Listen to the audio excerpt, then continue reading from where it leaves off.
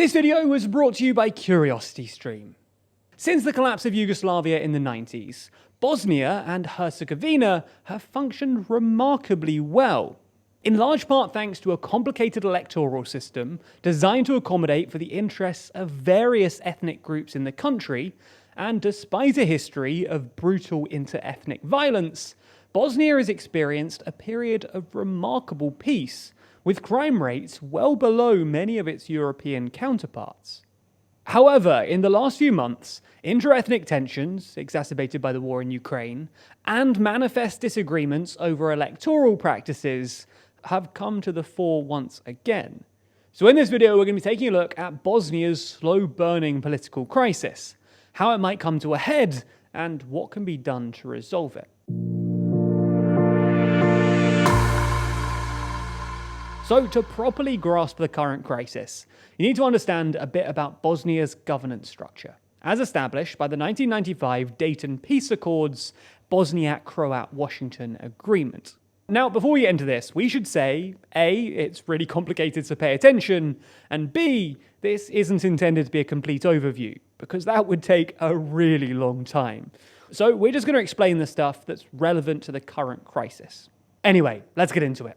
Now, the Dayton Accords split Bosnia into two so-called entities: Republika Srpska, a Serb-dominated region that curls around Bosnia's north and east borders, and a federation of 10 so-called cantons, which are basically mini-devolved governments with their own elections and legislatures.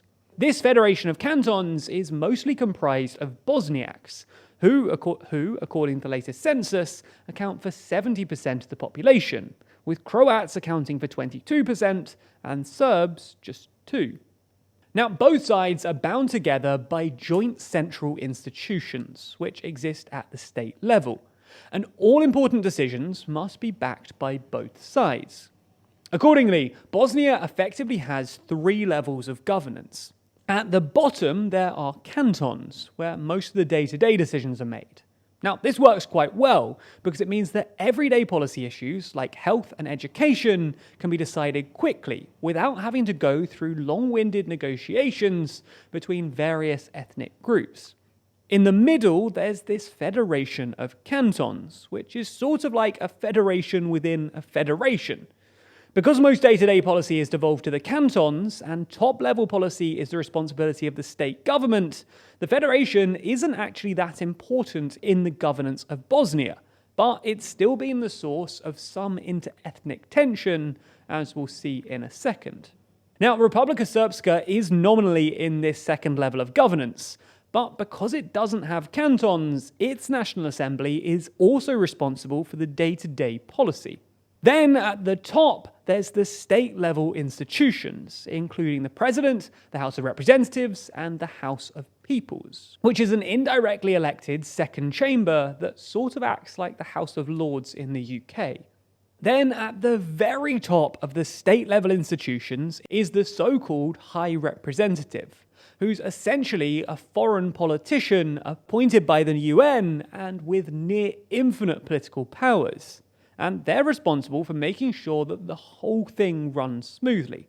Anyway, this complicated system of governance was essentially the least worst compromise available at the time, which is why basically everyone involved has some sort of issue with it. Now, lots of locals don't like the High Representative, which is sort of fair given that they're an unelected foreign politician with unlimited powers. So, Bosniaks would argue for a more centralized system, which would make governance more effective, but reduce autonomy for the minority ethnic groups within the country. However, Croats in the Federation don't like that Bosniaks get to vote for the Croat candidate for the rotating presidency or the Croat candidates at state-level elections, while Serbs in Republika Srpska argue for more autonomy within Bosnia, with a significant minority in favour of full secession.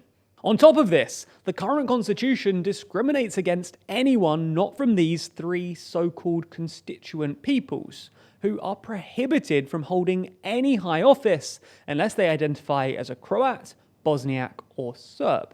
Nonetheless, for most of the past quarter century, Bosnia has muddled along, with these disagreements just simmering in the background. However, in the past year or so, things have escalated significantly, and there are basically two issues driving the disquiet.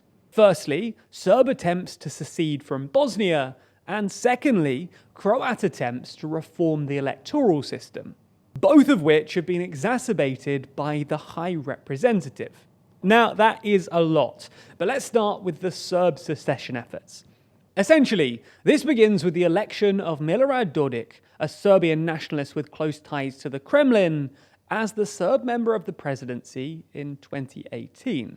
Now, the Bosnian presidency involves a rotating three-member council, and Dodik's term began in November 2020 and ended 9 months later in July 2021. Now, a few days after the end of Dodik's tenure, the outgoing High Representative unexpectedly imposed changes to a law banning the denial of genocide in Bosnia and Herzegovina. Now, this is a controversial topic in Bosnia and Herzegovina because many Serbs, including Dodik, don't consider the Srebrenica massacre to be an act of genocide. So, in response, most Serb representatives in the national institutions, led by Dodik, articulated plans to withdraw support for the Bosnian army and create a new armed forces in Republika Srpska. Now, they eventually backtracked on this plan in late November, but nonetheless, Dodik has spent the intervening months talking up the prospect of secession and sparring with his Croat and Bosniak counterparts over the war in Ukraine. For example, Dodik is an outspoken critic of the EU and a big fan of Putin, who he's actually met on several occasions recently. Putting the issue of secession to aside for the moment, the second big problem is electoral reform. Essentially, for most elections within the 10-canton federation, including the presidential elections, Bosniaks can vote for the Croat candidate. This means that according to some people, the Croat candidate is sometimes elected by a Bosniak majority with minimal support from ethnic Croat, diluting Croat representation and power in Bosnian politics.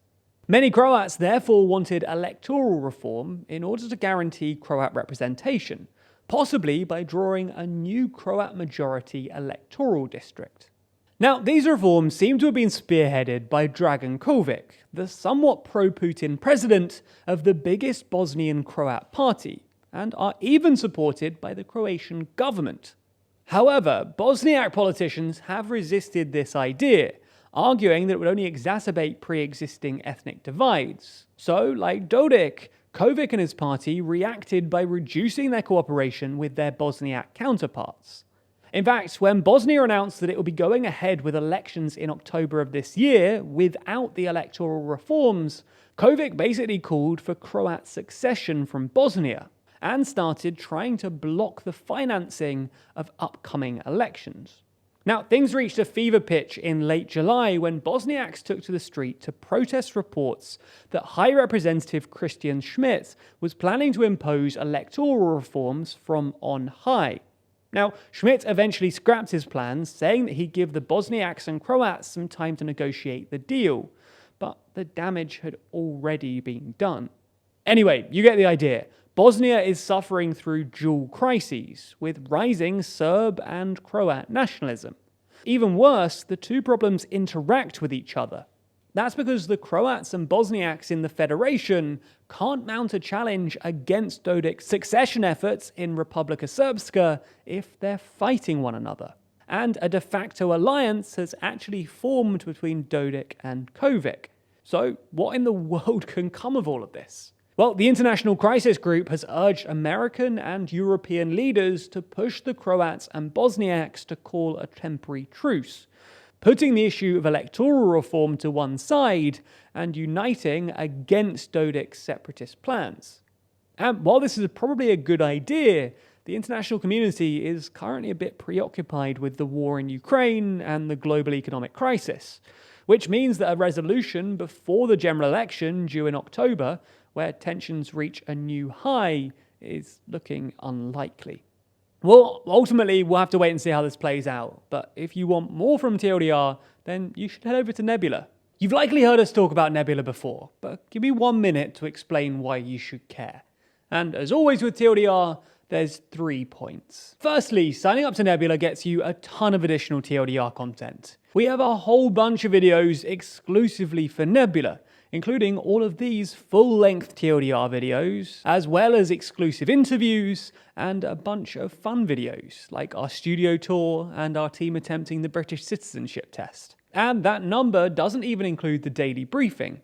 So there's a ton of extra TLDR every single day. Secondly, everything on Nebula is ad-free. And that's not just TLDR either. That's all of your favorite creators, like Wendover Productions, Real Life Law, Polymatter, Legal Eagle, Half as Interesting, and many others. And all of this content is ad-free, so there's no mid-rolls, and I wouldn't be here talking to you right now. Thirdly, signing up and watching on Nebula really helps the channel. Here's the maths. TLDR viewers signing up to Nebula has significantly improved our ability to monetize our content, which in turn has allowed us to begin employing more people and investing more in new technology to improve our content. Now, you might not have noticed it immediately, but you will very soon, and signing up is super helpful. So you're convinced, right?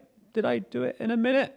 Who knows, this is pre-recorded. Anyway, if you do want to sign up to Nebula, I've got good news, because we've done a deal with CuriosityStream, home to the best documentaries available online. So if you sign up to their streaming service using the link in the description, you'll get CuriosityStream for the crazy low price of $14.79 a year.